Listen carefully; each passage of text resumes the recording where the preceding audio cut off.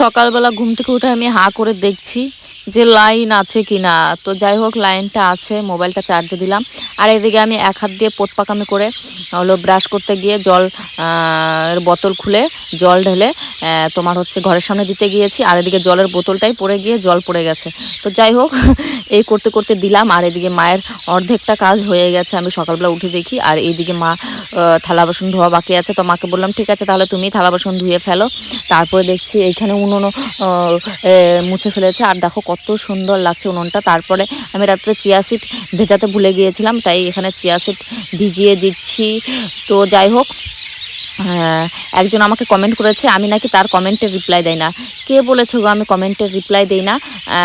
রিলসে কমেন্ট করো না, ব্লগ ভিডিওতে কমেন্ট করো, তাহলে আমি অবশ্যই রিপ্লাই দেবো, কারণ প্রত্যেকটা রিলসে গিয়ে দেখা সম্ভব না, সেই জন্য। তারপর আমি এখানে মায়ের রান্নাঘর ঝাড় দেওয়া হয়নি, তো রান্নাঘরটা ঝাড় দিয়ে নিলাম। তো আমি ব্রাশ করতে করতে ঝাড় দিচ্ছি, কেউ কিছু মনে করো না। তো মা বললো তুই ভাত বসিয়ে দে আর আমি অন্য কাজগুলো করি। তো মা জামা কাপড় ধুচ্ছে, আর এদিকে আমি উনানে ভাত বসিয়ে দিলাম। তারপরে মা জামা কাপড় ধুয়ে তোমার হচ্ছে কি বলে ওইটা কি বলে বাজারে চলে যাবে, কারণ কয়েকদিন থেকে শুধু নিরামিষ নিরামিষ খাচ্ছি। তো মাকে বললাম মা আমার খুব মাংস খেতে ইচ্ছে করছে।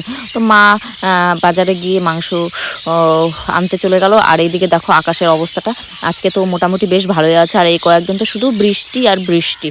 তো যাই হোক, আমার এরকম ছোটো ছোটো মিনি ব্লগ তোমাদের কাছে কেমন লাগে সেটা কিন্তু অবশ্যই জানাবে, তাহলে নেক্সট টাইম থেকে আমি এরকম প্রত্যেক দিন দেওয়ার চেষ্টা করব।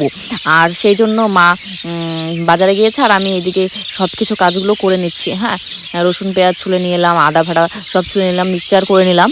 আর আমার মশলা বাটতে ভীষণ মানে রাগ হয়, সেই জন্য আমি শিলনোড়ায় করি না, তোমার ইয়েতে করি, কি বলে মিক্সচারে করি। তারপরে মা আসেনি, তো সেই জন্য আমি চিয়া সিড খেয়ে তাড়াতাড়ি হচ্ছে মা ভাবলাম যে মা আস্তে আস্তে আমি চিয়া সিড খেয়ে স্নান করে পুজো দিয়ে দিই। আর এর জন্য আমি চিয়া সিড খেয়ে স্নান করে পুজো দিয়ে গীতা পড়ে কিছুক্ষণ বসে আছি।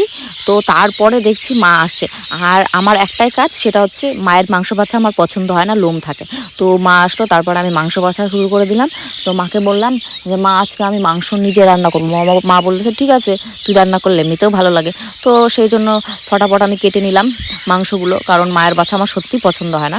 তো যাই হোক, এইদিকে আমি জিমের জন্য রেডি হয়ে গেছি, তার কারণ এমনিতে লেট হয়ে গেছে, তাই ভাবছিলাম যে ওইগুলো অন্তত রেডি করে রাখি নিজেকে, তারপরে মা আসবে ফটাফট মাংসটা কেটে রান্না বসিয়ে দেবো। আর এদিকে দেখো বলতে বলতে আমি সত্যিই কিন্তু রান্না বসিয়ে দিয়েছি। আর এইদিকে যেন আলু ভাজতে ভাজতে কিছুক্ষণ পরে আমার গ্যাস শেষ হয়ে গেছে। আর এখনকার মানে গ্যাস পাওয়া তো অসম্ভব ব্যাপার, মানে গ্যাস নাকি পাবোই না। তারপরে এদিকে আমি রান্না নিজেই করে কষানো মাংস উঠিয়ে রেখেছিলাম, সেটা দিয়ে মুড়ি খাচ্ছিলাম। আর অনেকদিন পরে মাংস খাচ্ছিলাম, তো বেশ ভালো লাগছিলো। কিন্তু হাফ কেজি মাংস তবু আমাদের থেকে যাবে, কারণ মাংস দেখবা খাওয়ার আগেই মনে হবে মাংস খাবো খাবো, কিন্তু যখন আনবে তখন আর খেতে ইচ্ছে করে না। আর নিজের হাতে করলে তো সেটা একদম ইচ্ছে করে না। তারপর আমরা দু বোন মিলে জিমে চলে গেলাম, মানে জিমে চলে গেলাম বলতে জিমে চলে আসছি। তারপরে আমরা জিম টিম করে বাড়ির যখন রওনা দেবো, তখন মনে পড়লো যে আমি তো ব্লগ ভিডিও করছিলাম। তো যাই হোক, ব্লগ ভিডিওটা আর বেশি দূর টানতে চায় না। ভিডিওটা তোমাদের কাছে কেমন লাগলো অবশ্যই কমেন্ট করে জানাবে। আর এই ভিডিওটা আমি রাত্রে পোস্ট করব, মানে কালকের ভিডিওটা আজকে রাত্রে পোস্ট করব, ঠিক আছে? তো like comment share subscribe follow সব কিছু করে দিও।